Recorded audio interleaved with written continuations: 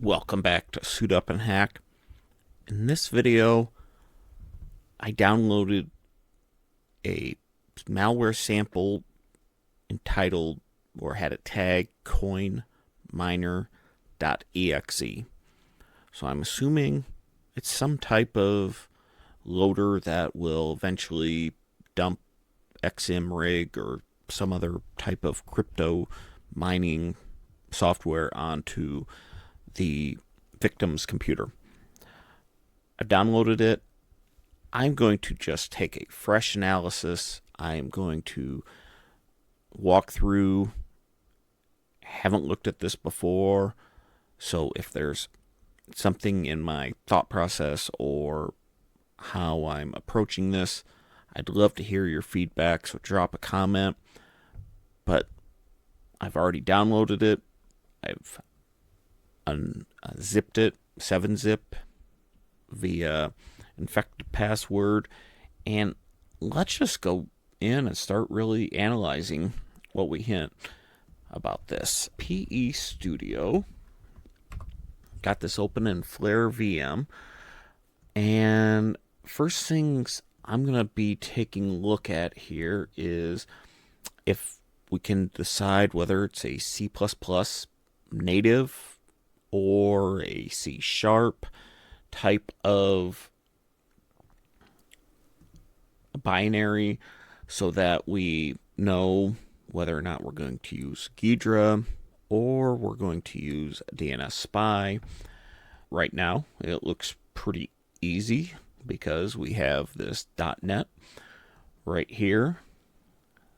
Taking a look at from this, the other items that we can take a look at is 32-bit executable MZ file. So magic header is going to be hex 45A.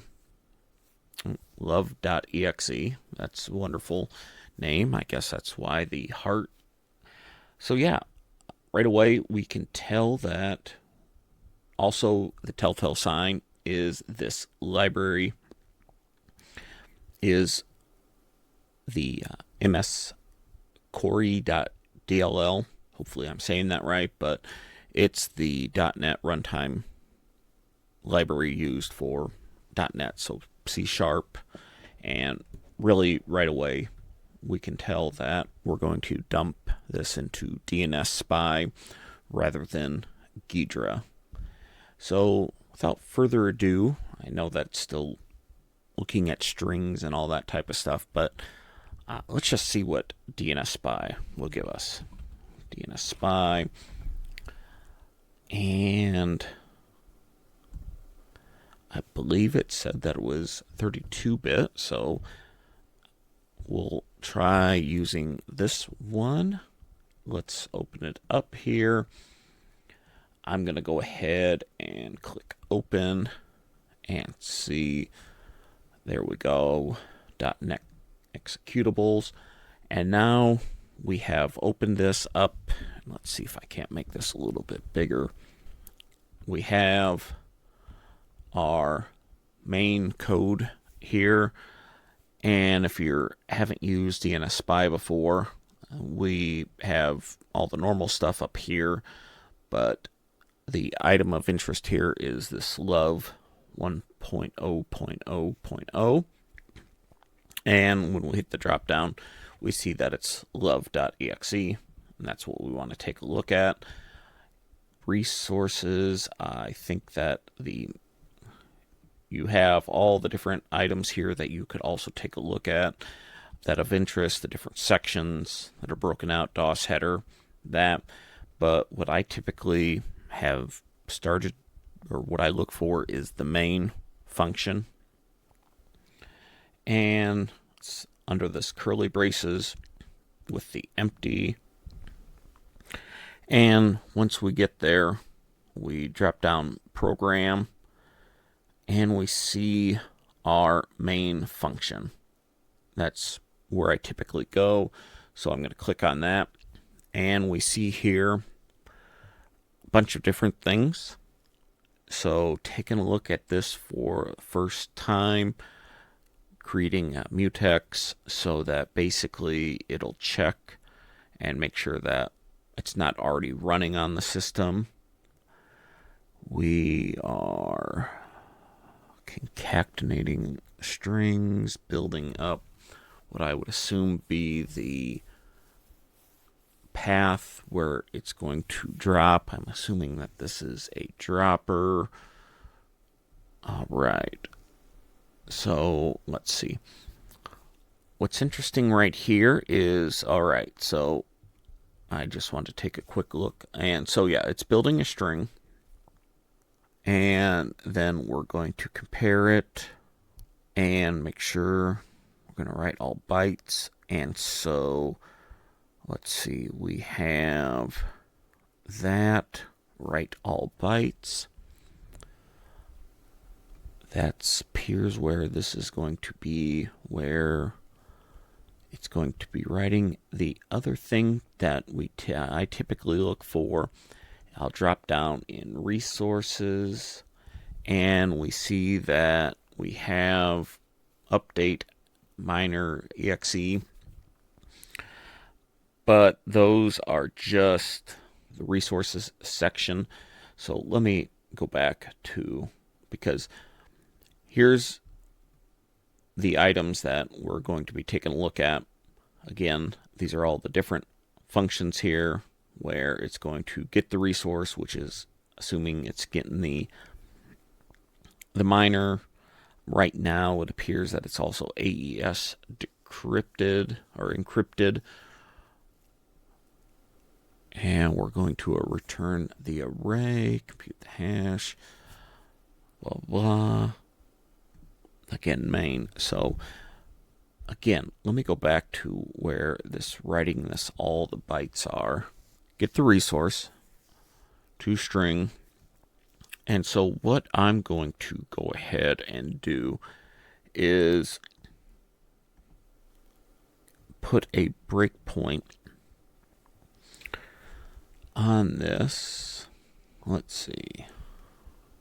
Breakpoint. Whoop. I want to not go back to that. I was clicked on accidentally, so I'll want to go back down, click on main, and I don't need to take a look at the file. Add breakpoint. I don't know if I missed it earlier. May have, but I'm going to set a breakpoint, and then we're going to go ahead and hit start. And I'm going to hit OK because everything on here is OK. And of course, we need to actually use the 64-bit. So, fun story that you sometimes have to go the incorrect route, and it's always sometimes about picking the wrong tool and seeing it doesn't work and open it back up. And let's see. Okay, so 64-bit main. That's cool. And so does this work if we... And I guess when you open it up in dnSpy and you have accidentally put it in the 32-bit. All right. So we finally did get there. And what's interesting here then is in this locals section, we have our dropper that is going to be dropped at this executable. So let's go ahead and take a look at that. I'm going to go ahead and just type in users malrev / app data local and our temp folder. So if we go down, we don't see it yet because we hit our breakpoint, but as you can see here, it hasn't been dropped yet. So let's go ahead and run one more. We'll do step over. So that moved us one step. And we see now that it has dropped what appears to be a JavaScript, or I'm sorry, a Java updater that we can start to analyze from there, because what I'm assuming now is that this is going to be what eventually drops the miner onto the system. But with the AES, it appears that maybe there's going to be some encryption. But we can start taking a look at that, and we're going to take a look at that in our next video. So make sure to hit that and subscribe button to get notified when we are going to be taking a look at this next video of finding out what's actually in this .exe file that appears to be Java. And I'm sure it's something like Oracle. When we put into PE Studio, we'll get a lot of information. But stick around, and we will find out what the next stage is. Thank you.